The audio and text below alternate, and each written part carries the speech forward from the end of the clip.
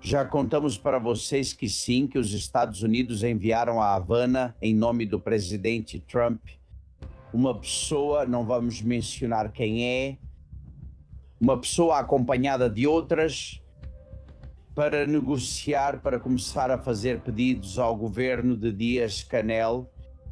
E hoje podemos contar para vocês quais são boa parte desses pedidos, que já adianto, por enquanto o governo cubano não vê com maus olhos. Castillón Confidencial, de Albert Castillón.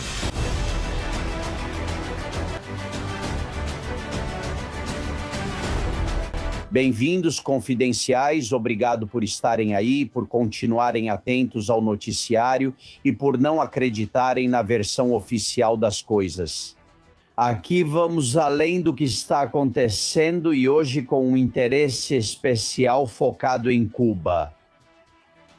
Porque sim, o fim da ditadura cubana está próximo, depois de quase 70 anos massacrando o povo. Finalmente podemos dizer que Cuba vai ser livre em muito pouco tempo. A ilha de Cuba, que é uma ilha que passa fome, onde homens, mulheres e crianças morrem todos os dias por falta de medicamentos. E não é por causa do cerco e das restrições dos Estados Unidos. É por causa da imensa riqueza que seus governantes conseguiram com a corrupção. Esta ilha tem muito futuro e seus dirigentes castristas estão com os dias contados. Este programa teve acesso a parte das informações que está sendo produzida nas negociações entre uns e outros. Já contamos para vocês que sim, que os Estados Unidos enviaram alguém para Havana em nome do presidente Trump. Uma pessoa, não vamos mencionar quem é, uma pessoa acompanhada de outras para negociar, para começar a propor pedidos ao governo de Díaz-Canel. E hoje podemos contar para vocês quais são boa parte desses pedidos, que já adianto, por enquanto o governo cubano não vê com maus olhos. Espero que essa informação se torne realidade.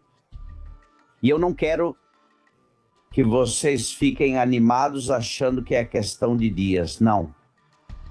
Se tudo correr como parece, a mudança aconteceria daqui a 11 meses, portanto, no final de 2026. Mas para isso é preciso começar já. E Marco Rubio, além disso, levou a questão de Cuba para o lado pessoal. Não se esqueçam que ele nasceu em Miami, mas é filho de pais exilados cubanos. Portanto, o principal, senhores, é que isso fique claro já, agora, que as coisas estão mudando em Cuba. E isso já está dando para notar. Não vou dar informações que prejudiquem a negociação, mas posso dizer que dissidentes cubanos em todo o mundo, na Espanha, em muitos países, foram chamados para reuniões no mês de fevereiro com alguém que tem relação com o governo dos Estados Unidos. Está se preparando a dissidência, organizando os castristas para que obedeçam ao regime de Donald Trump.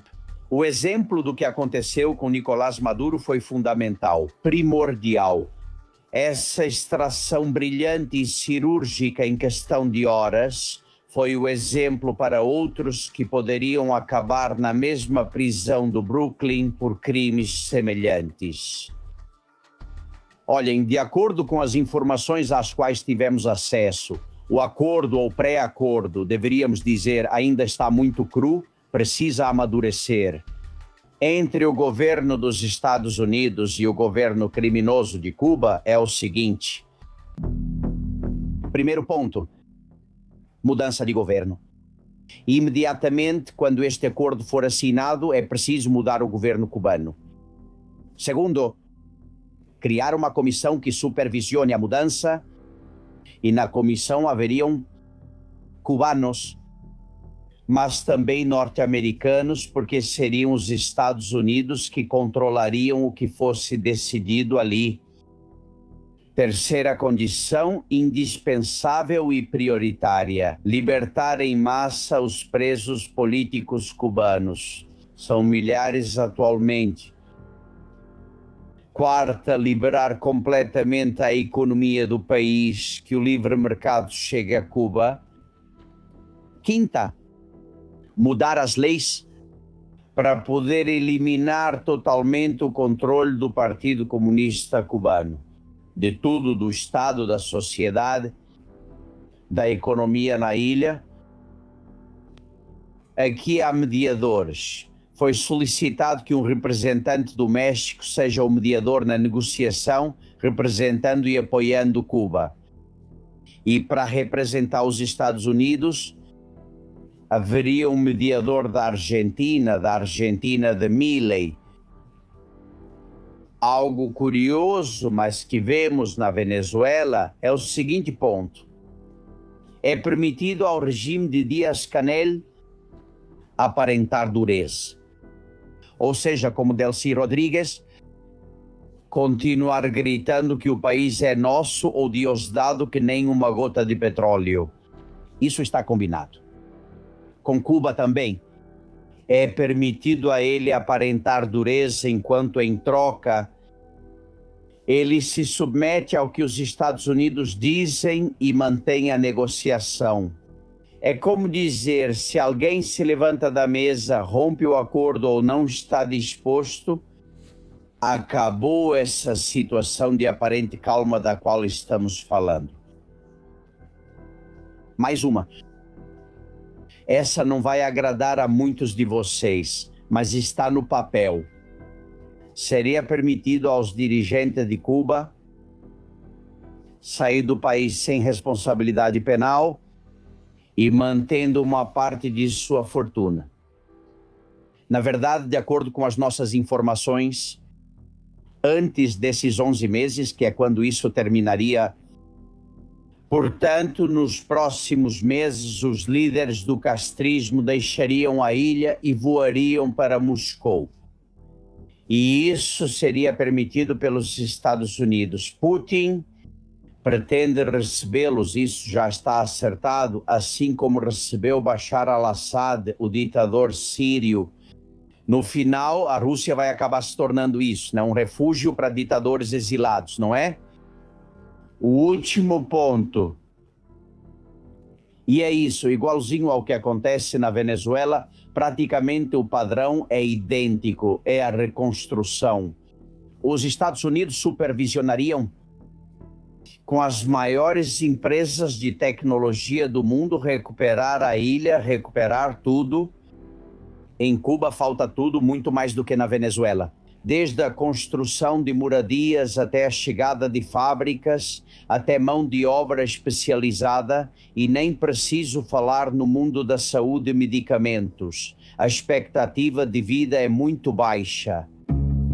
Portanto, amigos, existe um plano, está sendo negociado entre os Estados Unidos e o governo castrista. O plano é o que contamos para vocês com alguma variação. O plano não é imediato, mas já está sendo negociado e algum gesto, como talvez a fuga dos castristas de algum deles, pode ser visto em breve. Zoe Valdez esteve aqui há pouco tempo e nos deu uma pista sobre tudo isso. Zoe Valdez, a escritora cubana, a cineasta, os membros das Forças Armadas cubanas no exílio enviaram uma mensagem para aqueles que estão dentro, para aqueles que ainda pertencem ao exército cubano. Esses militares estão dizendo: cuidado, eles estão dizendo para a Gaesa, estão dizendo para as Forças Armadas, vocês têm que ficar muito atentos ao que vão propor ou ao que está acontecendo em relação às mensagens que os Estados Unidos podem enviar, porque isso pode ter um final terrível. Essa mesma mensagem foi enviada por um militar da ilha de Cuba.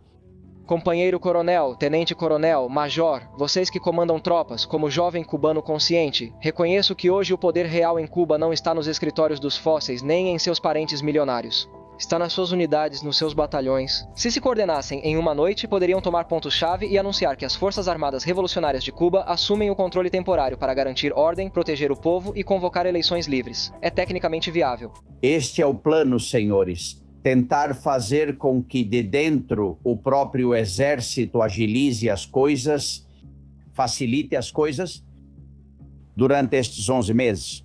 Tomara que possam ser encurtados, porque 11 meses me parece muito tempo depois de 67 anos. Mas tudo depende da negociação do exército cubano. Aqueles que não quiserem acabar em uma prisão como Maduro ou serem eliminados como os 32 cubanos que morreram por defender outro narcotraficante como foi Nicolás Maduro, resta a pergunta de 1 milhão que ainda não podemos responder. Quem seria Delcy Rodrigues de Cuba? Há opções, muitas. E o Washington Post aponta para um nome. Oscar Pérez Oliva. Estão vendo ele? Ele é ministro do Comércio Exterior. É engenheiro, tem 54 anos. Parece que não tem antecedentes extremamente sangrentos, embora fazer parte do governo castrista já seja. É sobrinho neto de Fidel Castro e, portanto, de Raul Castro. Sobrinho neto, mas é um técnico. Portanto, perfil discreto. Nada muito político. É um funcionário do regime, ou seja, alguém que obedeceria ordens, mas que estaria dentro do governo e com antecedentes familiares no castrismo. Muitos apontam que Oscar Pérez Oliva poderia ser o Delcy Rodrigues de Cuba. Amigos, sei que há milhares de cubanos nos assistindo, longe de sua terra. A maioria em Miami, na Espanha.